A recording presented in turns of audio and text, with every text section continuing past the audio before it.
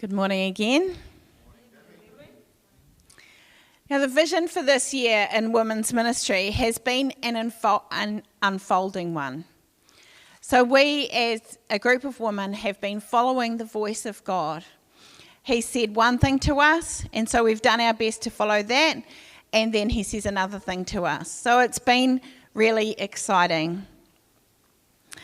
Now, did you know that in Harvest today, we the women outnumber the men by more than 2 to 1? We represent 3/4 of the staff. We oversee the children's ministry and are all the children's ministry teachers. We are 80% of the pastoral care team and oversee the pastoral care team. We oversee the hospitality team and make up the majority of the hospitality team. We make up half the preaching team, and we plan and organise events and so much more. That's what the women do in this church. And so when I say the vision has been an unfolding one, it's more been not so much a vision, but it's been a series of lessons. And it has really influenced how we've done ministry in the church this year. And so listen to this journey that God has taken us on and see if you agree.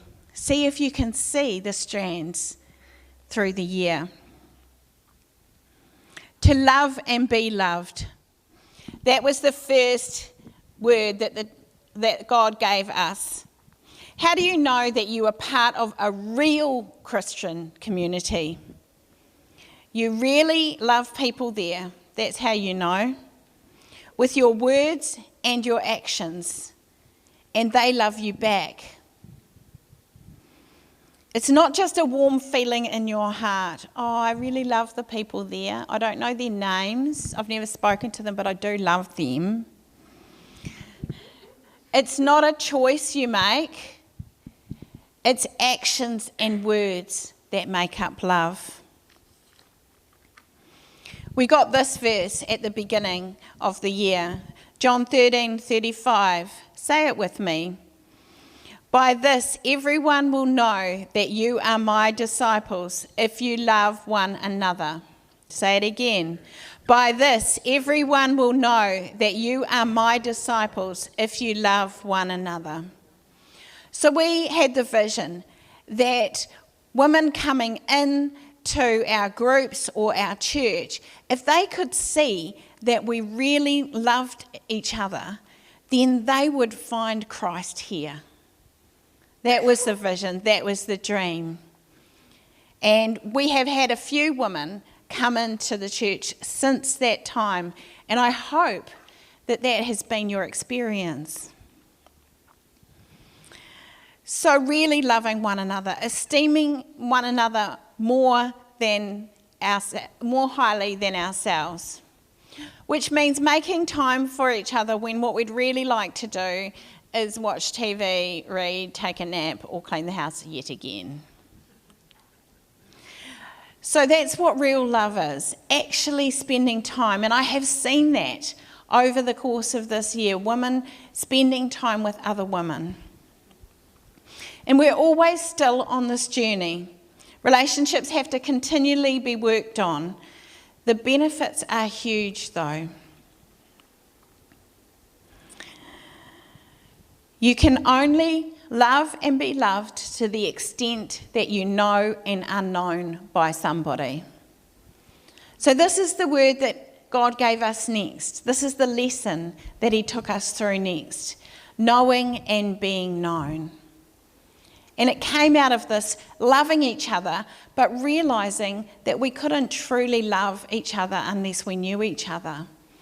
And that's actually trusting each other with the real stuff that's going on deep inside, being vulnerable and transparent with each other, and taking the time to know somebody, putting the effort in to know somebody, letting somebody else know you. You are worthy of being known. Everyone here is worthy of being known. So open your lives and know each other. I guess my dream is that the men of this church will listen to this message and go, yes, this is what we want to do also. The journey that the preaching team has been on through wholehearted living has touched on a lot of these factors, on how we can only really wholeheartedly live for God if we love and know one another, if we are authentic and transparent. Galatians 6:2, carry each other's burdens, and in this way you will fulfill the law of Christ. I'll tell you the truth. I can't carry your burden if I don't know what it is. I can't carry your burden if when I ask you how you are, you say, I'm fine. But actually, you go home and you're crying because you haven't got enough money, or you're anxious because you're about to lose your job. I can't help you. I can't care for you. I can't love you. We must share with one another what's really going on.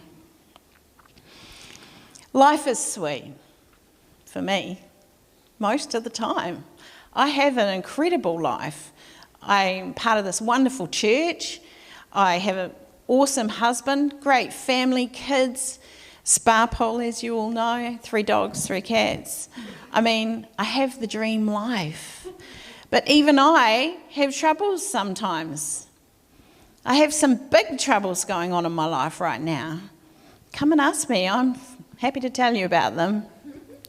And I have sought support from several members of the pastoral care team.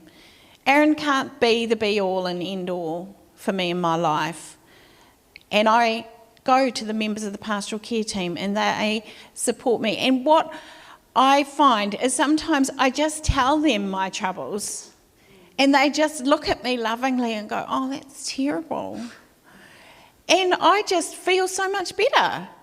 It's this gift that God has given us to be able to carry one another's burdens, to actually be able to carry them inside of ourselves, to take a little part of them away and say, because you've shared this, now it is lighter for you.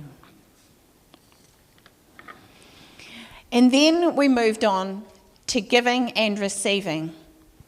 We had a fantastic time at the women's retreat. We had over 20 women. And we learned at the retreat that it is the divine enablement of God that separates natural and spiritual gifts. The women of this church are very good at sharing their natural gifts with each other. We've been good at that for quite some time. But what we are now challenged is to discover our spiritual gifts and share them with one another. 1 Corinthians 12:7. Now to each one the manifestation of the Spirit is given for the common good. And so all of us have spiritual gifts. The women have discovered some more of theirs, and some neat things have come out of that. Since the women's retreat, we have had the intercessors page. Teresa has found more and more of the intercessor within her and has been sharing that and encouraging others with her spiritual gift. She's been divinely enabled by God. She's a single mum looking after a big house with 3 children, and somehow she finds time to run a little page that encourages and blesses the other intercessors in the church. And our last one that we're moving into now is to seek and to find. It says in the Bible, seek and you will find, Matthew 7:7. God says, draw near to me and I will draw near to you. So we have a promise that as we seek God, as we draw near to God, he will draw closer to us. And so in the women's groups, we are studying a book called Secrets of the Secret Place. And the theme verse of that book is Psalm 91:1. He that dwelleth in the secret place of the Most High shall abide under the shadow of the Almighty. And so it's that promise that the more we draw near to God, the deeper we go into him, the more he speaks to us, the more he shares the secrets and riches of his presence, of his knowledge, of his person with us. And so we've been finding this. I'm just going to share with you a couple of my favourite secrets. The first secret is the secret of saying yes. And that is very simply saying yes to God. Saying, yes, I will put aside time and space and energy for you and you alone, my God. I will go somewhere, I will shut the door, and I will just be with you. Yes, Lord. And then there's the secret of rapid repentance. This is a secret that I had already discovered, but I want to share it with all of you. If you do something wrong, say sorry to God straight away. That's the lesson. And if you don't, then it's just going to gnaw away and eat away at you, make you feel shame and guilt, when Jesus died on the cross to take all of that. So if you do something wrong, just say sorry straight away. Don't let it get a grip in your life. And the last secret I want to share with you is the secret of radiation therapy. Radiation therapy is just a clever word that hopefully you'll remember for spending time in God's presence. As I spend time in God's presence, he washes me with his word, and he washes away all the dirt and the filth of the world, and he makes me more like Jesus. Isn't that what you want? Spend time in his presence. So in conclusion today, this is being part of the vision, part of the journey for the woman. And women, I encourage you to think about, where are you at on that journey today? And men, think about, what of that journey do you need to embrace in your life?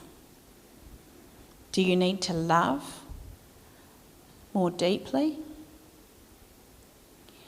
Do you need to allow yourself to be loved by others more? Do you need to take the time to get to know someone else in the church?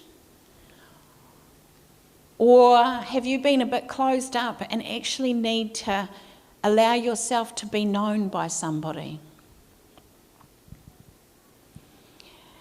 Do you have spiritual gifts that you need to give out to the church in a greater way?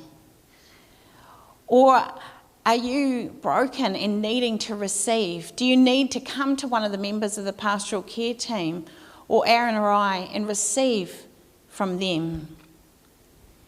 Or do you need to seek and find God in a whole new way?